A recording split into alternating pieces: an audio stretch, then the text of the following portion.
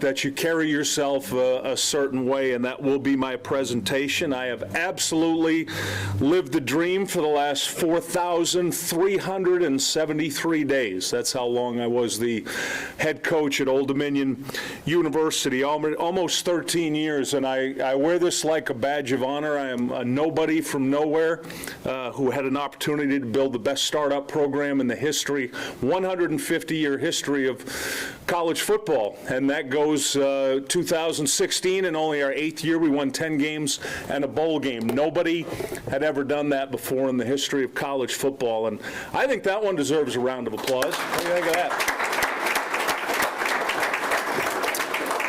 That was pretty special, and the reality of why we're here today, as I told the players, there's, I believe this number's right, there's 7.6 billion people in the world. There's only 130 head coaches at FBS football. It's pretty rarefied air, and there's an expectation for when you are an FBS head coach when it comes to wins and losses. In the last 3 years, we've been 5-7, 4-8, and 1-11, and that's not good enough. That's not good enough for an FBS program, and I take full responsibility of that. As the head coach, that's my responsibility to do better when it comes to wins and losses. So that is why, after a lot of discussions with Wood Selig and Bruce Stewart Saturday night, a lot yesterday, and then again this morning, we went through every detail of the football program that I love, that I built, that I dedicated those last 4,373 days to of my life, that it was time to turn the program over to new leadership and a new direction. And I want to thank President Broderick and Wood Selig, Bruce Stewart, for this tremendous support. These past 13 years, I felt like I've had incredible support from leadership to the Old Dominion Board of Visitors, particularly one guy named Sonny Stallings that a lot of you might not know was, I believe, the reason that football got off the ground here. He's been tremendously supportive all these years, and having that vision to bring Old Dominion football, or bring football back to Old Dominion. The search committee, along with Jim Jarrett, took a chance on a guy from Maine a number of years ago, and gave me the opportunity of a lifetime that I'll forever be grateful for. To every player, guys sitting over there, I think about the guys going back to 2008 when we first reported with 82 players, and Coach Scott remembers this. There weren't a lot of guys in that group that might have been the highest level of football players, but they were the first ever players at Old Dominion. They went through a year of practice, and all those guys in 2009, and then every year, every player to have the opportunity to coach, every coach I've had the opportunity to work with, the staff members, the people in the back. It's just been an incredible experience, and for the guys that are here and all the players, I'm just so thankful to have had that opportunity. I take tremendous pride in the fact that we built and we ran a first-class program. No NCAA violations within this program. We did it the right way. Our players went to class. They represented very few issues off the field for a high-profile program. Our guys tried to live by what we call our aim high philosophy of being a great person, a great student, and a great player. And I take tremendous pride in that, because there's a lot of programs out there that don't necessarily do it that way, and that's something we always did here. And I'll be appreciative to everybody, the players and coaches that did that. To our loyal 12th Monarchs, I'll steal a line from the movie Field of Dreams: if you build it, they will come. When we built it, they did come early on, and that had such a huge impact early for us on recruiting, going back to 2009 when we'd be bringing recruits to sold-out home games, and as recently as 2016, going 6-0 at home, being sold out. I think of the Virginia Tech game in 2018,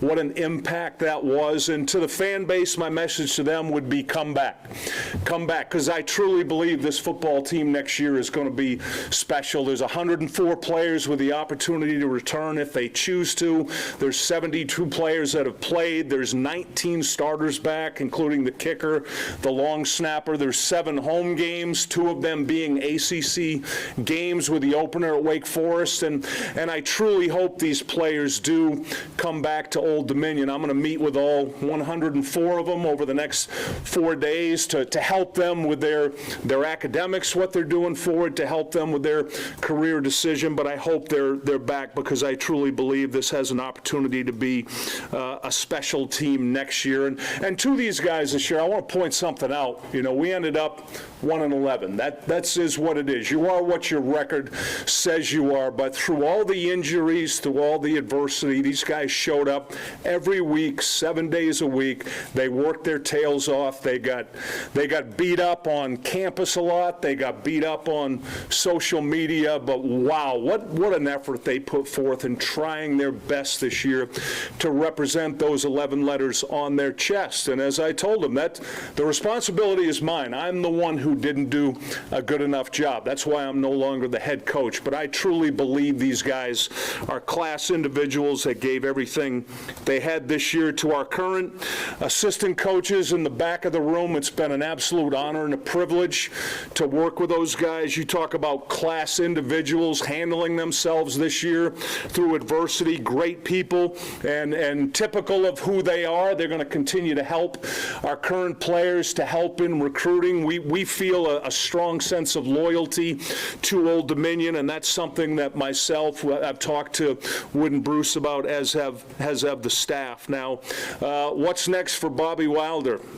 A warm beach would be probably a pretty good idea right about now. But first obligation is to these guys, right over here to the players. I mentioned I'm going to be spending the rest of the week with them. I know that's probably not typical of what happens with a head coach, but it's different for me in that, you know, I built this, got hired to build it. I love those kids, so I want to see it through with them.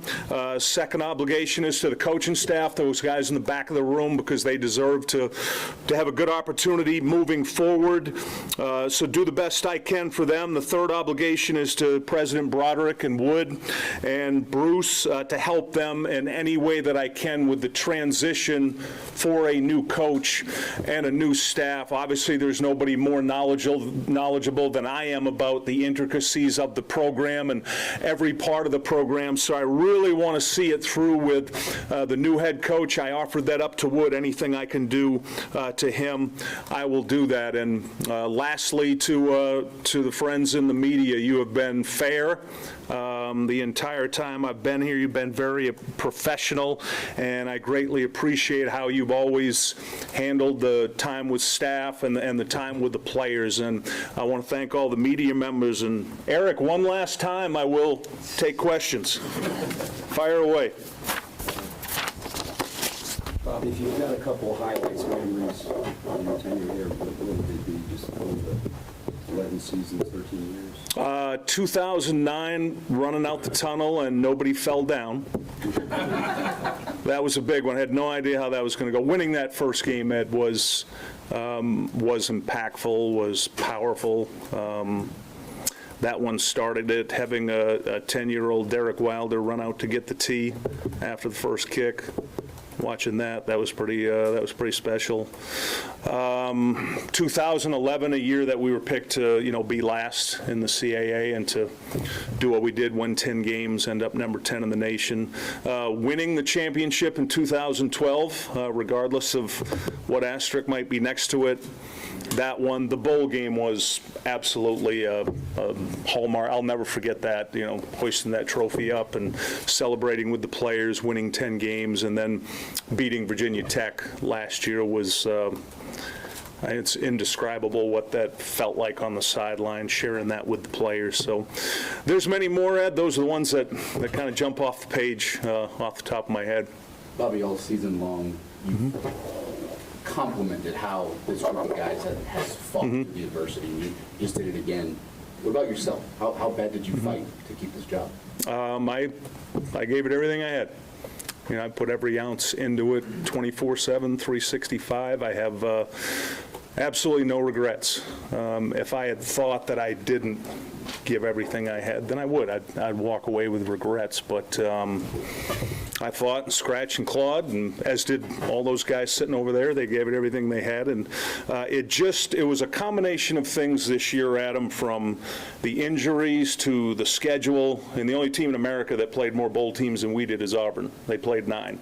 The schedule was hard, and we got hurt. And then offensively, we just could not get it together. So it was a combination of a lot of things this year, but no regrets, Adam, none at all. Bobby, do you ever feel like there are moments that you're as positive a person I've ever met, but there were ever moments where you just went, wow, this is overwhelming at times, and I'm talking about maybe the last year or so. What kind of toll was it like on you? There were a lot of sleepless nights. You might notice under the eyes, it's not, I didn't have time to put my makeup on today like, these TV guys do. But yeah, there were a lot of sleepless nights, Brian, and what was most hurtful was the inability to get the ship righted. That's what was most hurtful, was that inability to be able to get it turned around. And, as competitive as we were all this year, we just couldn't finish in the fourth quarter. And we tried everything. We tried everything we could possibly think of and just could not get it back turned around. And, yeah, that did take its toll. But Brian, you have to understand something about me if you don't already. Like I said at the intro, I'm a nobody from nowhere. I wasn't a favorite coming in. I'm not the famous son of a coach. That's really been my life. I've had to fight, scratch, claw for everything. Being a small town guy from a small town, just getting a scholarship, getting out of there, getting an education, getting this job. So I treated every day, the last 4,373, every single day like I was fighting for my job. And that's how I always approached it. But I always said this, Brian, I'm never going to change my attitude. I'm never going to change who I am because they're always watching. Coach, no matter where this program goes from here, you're always going to be the first one. How do you hope people, fans, former players remember what you did here? Monarch for life. That's what I want everybody to know. This doesn't change this today. That's what I'll always be. This is a part of me. It's been professionally, it's the greatest honor, privilege I've ever had. Personally, it's Derek and Drew. Professionally, it's this. It's been the honor of my professional career to be the head coach here and to see it grow, to see what happened. To watch this building go up, to watch that stadium go up, the transition, FCS startup to CAA, FBS independent, Conference USA. It felt like every year we were moving somewhere. It was growth. It was always growth. It was always getting better. It was always the program was growing. I couldn't have imagined in, game one we're hosting Chowan, and then last year we're hosting Virginia Tech on national television. It just happened so rapidly, and that's. I just want people to remember that, number one, I gave everything I had, and number two, I'll always be a Monarch. Any other questions for Coach? All right, thank you all for coming. I really appreciate it, and thank you.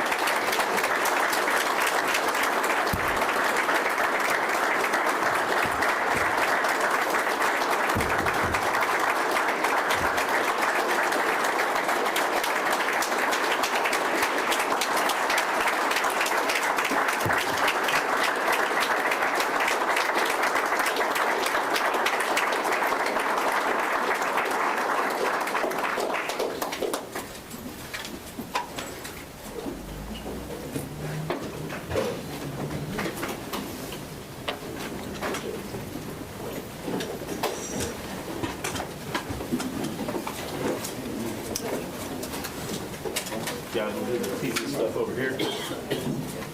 Like normal.